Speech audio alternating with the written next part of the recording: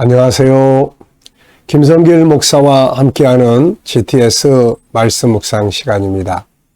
오늘도 묵상과 함께 행복하고 또 좋은 하루, 또 승리의 하루 되시기 바랍니다. 오늘은 9번째 주간의 넷째 날 묵상입니다. 이 네 번째 날 묵상의 주제는 하나님의 마음을 생각하고 또 주님과 소통하고 또 주님의 관점으로 세상 보기가 되겠습니다. 우리가 이것은 오늘만의 주제가 아니라 항상 매일매일 살아가면서 가져야 될 그런 소중한 기준이 됩니다. 뭘 하든지 주님의 마음은 어떠실까 한번 좀 생각해보고 또 주님 이럴 때 어떻게 하면 좋을까요? 그래서 주님과 소통하고 그리고 또 모든 일들을 내 경험이나 내 지식의 눈으로만 그 테두리 안에 이렇게 가둬놓지 말고 하나님의 관점으로 주님이라면 어떻게 보실까? 이런 관점으로 삶을 살아가면은 훨씬 더 행복하게 살 수 있습니다. 사람을 대할 때도 내 관점에서 보는 것과 주님의 관점에서 보는 것은 아주 다르죠. 대표적인 사건이 바로 요한복음 8장의 음행한 여인의 사건입니다. 사람들의 눈으로 봤을 때 이 여인은 돌 맞아서 죽는 게 맞아요.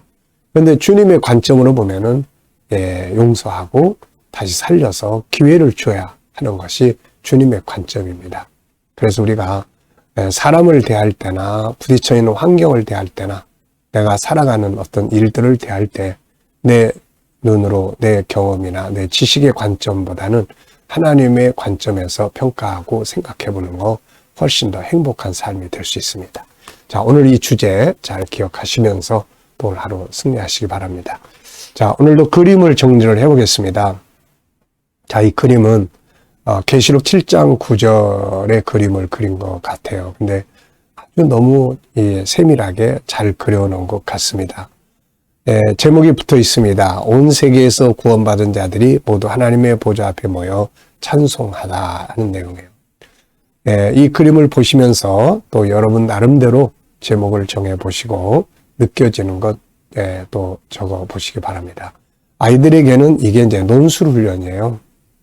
뭘 보면은 요약 정리할 줄 알고 제목이 주어지면은 그걸 풀어서 설명할 줄 아는 거. 이 훈련을 일찍부터 시키면은 얼마나 잘하겠습니까?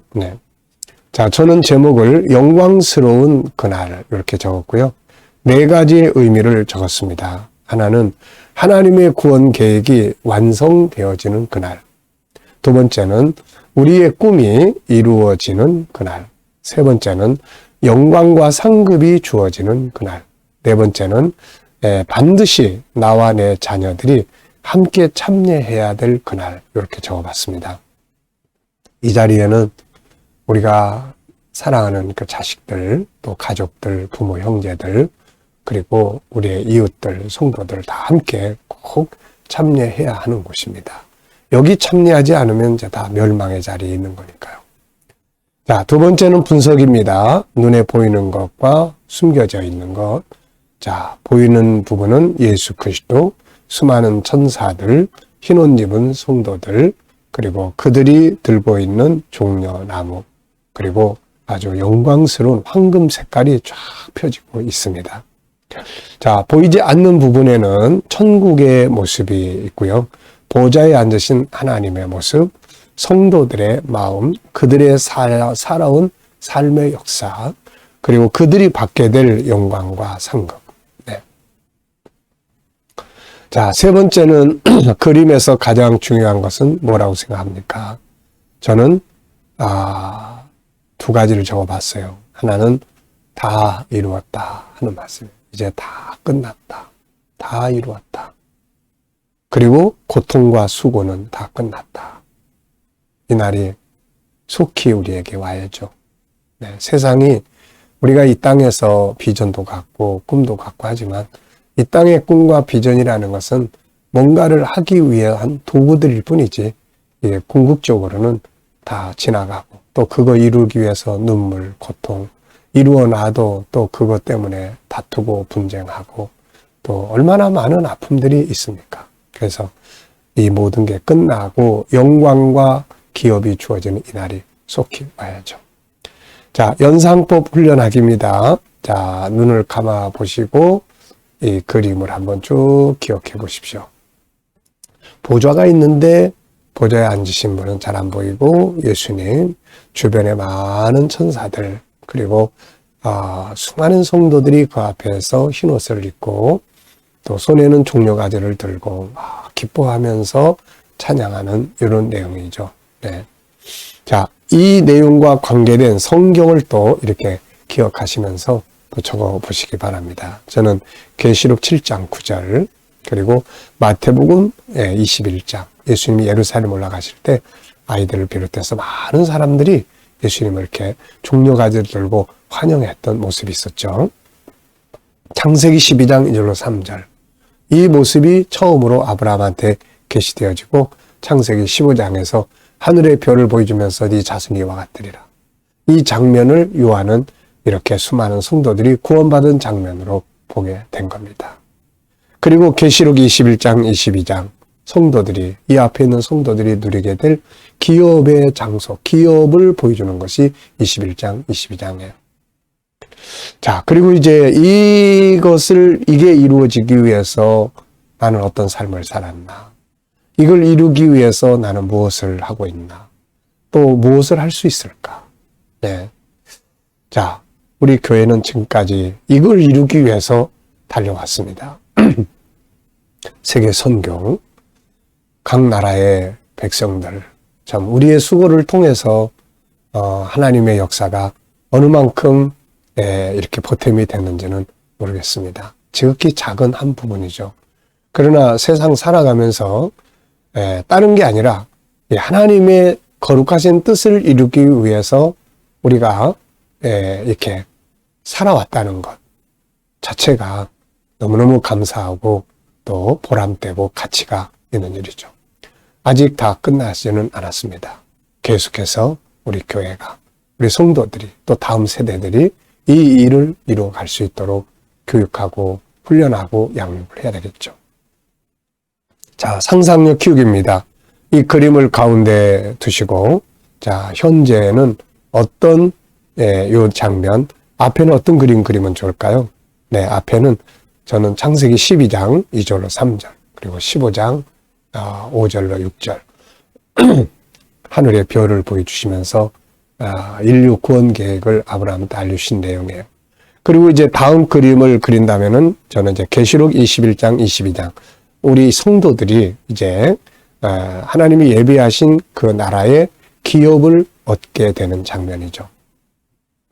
자, 천국에서는 어떤 걸 누리고 살까요? 하는 질문을 하는 분들이 계세요. 천국도 이 땅에 우리가 살아가는 삶을 보면은 천국도 이렇게 살 거다라고 알 수가 있습니다. 다만 환경과 또 어떤 그 성격과 이런 것들이 다르겠죠. 자, 우선 천국에도 우리 집이 있습니다. 성도들을 위해서 장막을 쳐주신다.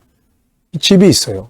그리고 그 집은 세상 아파트 집과 다르죠. 세상은 콘크리트 집, 천국은 아름다운 보석으로 만들어진 집, 그리고 도로들, 황금 도로들, 그리고 생명수 강, 그리고 강 좌우에 수많은 생명의 나무들. 우리가 어디에 가서 이 아름다운 정원을 가보면 정말 멋지잖아요. 야, 이런 곳 살고 싶다. 그렇게 사는 곳이에요. 그렇게. 단지 이 땅에서는 잠시고 여기선 병들고 여긴 죽지만 거기서는 영원히 병들지 않고 또 죽지 않고 영원히 살게 되는 거고. 그러니까 모든 것은 다 있어요. 라이프가 있기 때문에. 여기는 약육강식, 거기는 사랑의 질서. 그래서 정말로 복되고 행복한 영원한 영생의 삶이 기다리고 있는 겁니다. 이게 우리 행복이죠. 미래를 어떻게 살고 싶은가요? 그렇다면 지금 무엇을 해야 할까요? 자, 오늘도 여러분들이 살고 싶은 미래 한번 적어보시고 기도하시면서 깊이 묵상을 해보시고 지나가시기 바랍니다. 자, 본문을 또 읽어보겠습니다. 계시록 7장 9절로 17절이에요. 일 후에 내가 보니 각 나라와 족속과 백성과 방언에서 아무도 능히 셀 수 없는 큰 무리가 나와 흰 옷을 입고 손에 종려가지를 들고 보좌 앞과 어린 양 앞에 서서 큰 소리로 외쳐 이르되 구원하심이 보좌에 앉으신 우리 하나님과 어린 양에게 있도다 하니 장로 중 하나가 응답하여 나에게 이르되 이 흰 옷 입은 자들이 누구며 또 어디서 왔느냐. 내가 말하기를 내 주여 당신이 아시나이다 하니 그가 나에게 이르되 이는 큰 환난에서 나오는 자들인데 어린 양의 피에 그 옷을 씻어 희게 하였느니라. 그러므로 그들이 하나님의 보좌 앞에 있고 또 그의 성전에서 밤낮 하나님을 숨기매 보좌에 앉으시니가 그들 위에 장막을 치시리니 그들이 다시는 줄이지도 아니하며 목마르지도 아니하고 해나 아무 뜨거운 기운에 상하지도 아니하리니 이는 보좌 가운데 계신 어린 양이 그들의 목자가 되사 생명수 샘으로 인도하시고 하나님께서 그들의 눈에서 모든 눈물을 씻어 주실 것임이라. 아멘. 자, 어제, 오늘, 미래 감사한 거 적어보시기 바랍니다. 어제 감사한 거, 또 오늘 감사한 거, 그리고 미래 감사할 일들 쭉 적어보십시오. 자, 첫 번째 질문입니다. 오늘은 하나님의 마음을 좀 생각해보고 주님과 소통하고 주님의 관점으로 세상 보는 것이 오늘의 주제입니다. 자, 1번입니다. 본문 속에 나타나고 있는 하나님 마음은 뭔가요? 네, 저는 본문 속에 나타나고 있는 하나님의 마음은 이렇게 적어봤어요. 자, 우리 모두가 이 영광스러운 자리에 참여하기를 바라신다. 예수님은 마태복음 26장 마지막 만찬 자리에서 그 마음을 전달해 주셨죠. 마지막 잔을 나누면서 이제 아버지의 나라의 소리가 새 것으로 함께 마시자 하는 그 약속을 주셨는데 이 본문은 바로 그 약속이 이루어지는 장면이에요. 그러니까 하나님은 우리 모두가 다 이 자리에 참여하기를 바라시는 거죠. 두 번째입니다. 본문을 통해서 하나님이 나에게 주시고 싶은 메시지는 뭘까요? 저는 네 가지를 적어봤습니다. 하나는 앞에서 설명한 것처럼 이 영광스러운 자리에 꼭 참여했으면 좋겠다. 또 하나는 참여할 때 이왕이면은 영광스럽게 참여하면 좋겠다. 이 땅에서 할 일 좀 많이 하고 좀 상급받을 일 좀 많이 하고 부끄럽지 않게 서기 바란다. 또 세 번째는 이 땅에 사는 동안 이 하늘을 바라보고 소망 중에 살아라 하는 말씀. 그리고 이 복음을 온 세상에 전하는 일을 위해서 일하면서 살았으면 좋겠다. 이런 것들이 하나님이 주시는 메시지라고 생각을 합니다. 세 번째는 오늘의 주제에 따라서 하나님의 관점으로 나의 삶을 살펴보는 겁니다. 삶이나 업무나 공부나 환경이나 문제나 여러 가지 비전이나 저는 비전에서 비전을 놓고 내 관점, 하나님의 관점을 좀 생각해 봤어요. 나의 미래 비전. 저는 가장 아름답게 의미 있게 사는 나의 미래 비전을 정리를 했습니다. 그래서 그렇게 살기 위해서 매일매일 기록하고 매일매일 기도하고 있습니다. 자, 그래서 저는 이렇게 적었어요. 자, 하나님의 관점으로 봐야 희망이 생깁니다. 그분이 능히 이루신다고 하는 믿음이 있어야 이 비전이 희망이 생기는 거예요. 근데 내 관점, 주변의 환경, 오늘의 상황으로만 딱 비춰보면은 걱정도 되고 하죠. 그런데 하나님의 관점으로 보면은 이루실 것이다 라는 확신을 갖게 됩니다. 그래서 하나님의 관점을 가지고 세상 보는 게 정말 중요해요. 자, 15절에서 질문 만들어 보기입니다. 자, 15절의 내용은 이런 거죠. 그러므로 그들이 하나님의 보좌 앞에 있고 또 그의 성전에서 밤낮 하나님을 숨기매 보좌에 앉으시니가 그들 위에 장막을 치시리니. 자, 저는 질문 이렇게 만들었어요. 하나님이 그들 위에 쳐주시는 장막은 무엇인가? 바로 우리의 집, 우리의 기업을 우리에게 주신다. 그런 말씀이에요. 자, 두 번째는 이제 나의 비전에 대한 질문을 만들어 보기입니다. 나의 비전. 자, 여러분들에게 비전이 있는지, 그 비전이 있다면 거기와 관계된 또 질문들을, 이렇게 셀프 질문들을 만들어 보시기 바랍니다. 저는 이렇게 적어봤어요. 자, 나의 비전을 이루기 위해서 준비해야 할 것들은 무엇인가? 나의 비전을 이루기 위해서 준비해야 될 것들. 저는 제 미래 비전이 7가지라고 그랬죠. 이렇게 비전이며 삶의 방향이고 목표입니다. 그래서 그렇게 살고 싶은데 그거를 이루기 위해서 하나님이 하실 일이 있고 제가 할 일이 있어요. 자, 그래서 제가 나의 비전을 위해서 더 준비해야 될 것들이 뭔가. 예, 그래서 그런 걸 좀 체크를 해 봤습니다. 자, 여러분들도 여러분의 비전이, 미래 비전이 있는지 없으면 꼭 만드세요. 난 이렇게 살고 싶다. 이게 뭐 어려운 거 아니잖아요. 내 미래의 희망입니다. 난 이렇게 살고 싶다. 네. 그래 놓고 그걸 이루기 위해서 준비해야 될 것들이 뭔지 하나씩.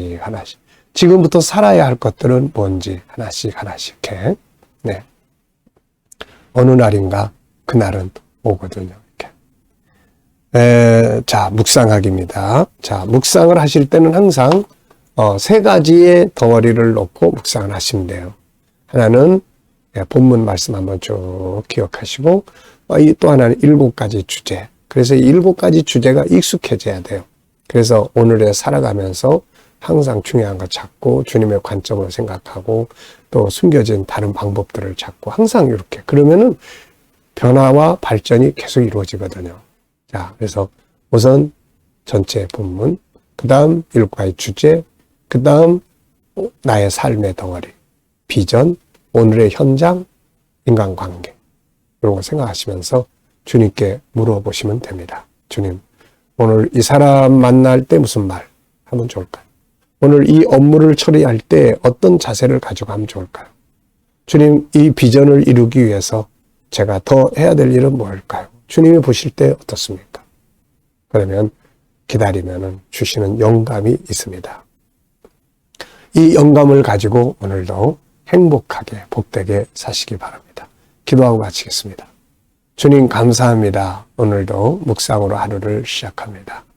오늘도 우리 자녀들, 친척들, 동료들 중에 믿음이 없는 자들 긍휼히 여겨주시고 속히 돌아와 구원받게 하여 주시며 오늘도 우리 자녀들과 성도들의 직장과 사업장에 번창하게 하시고 또 주님 오늘 새로운 일터를 구하는 우리 자녀들 또 우리 청년들, 성도들에게 가장 좋은 일터들이 준비되게 하여 주시고 오늘도 또 이 나라의 지도자들에게 지혜를 주셔서 이 나라를 바르게 이끌어가게 하시고 오늘도 세계 곳곳에 있는 선교사님들과 저들의 사역 속에 함께하여 주시옵소서. 주여 오늘도 주신 영감을 가지고 복된 하루, 승리 하루가 되게 하여 주시옵소서. 감사합니다. 예수님의 이름으로 기도하옵나이다. 아멘.